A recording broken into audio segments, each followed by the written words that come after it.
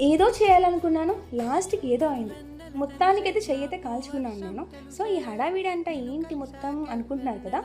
నేను ఈరోజు వంకాయ కర్రీ చేస్తున్నాననమాట. సో, దానికి నా తిప్పలనమాట. ఈ వీడియో నేను ఆల్రెడీ లాంగ్ వీడియో అప్‌లోడ్ చేశాను. ఎవరైతే చూడలేదో ప్లీజ్ నా కోసం, మీకోసం, మీ అందరి కోసం ఒక్కసారి ఆ వీడియో చూసి రావచ్చు కదా! మీరు చూస్తారు నాకు తెలుసు.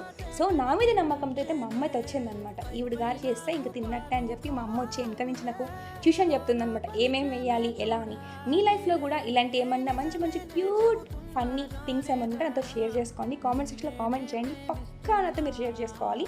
అలానే ఆ రోజు ఫ్రై అయితే ఎంత బాగుంది కదా, చాలా చాలా మంచిగా అనిపించింది నాకైతే.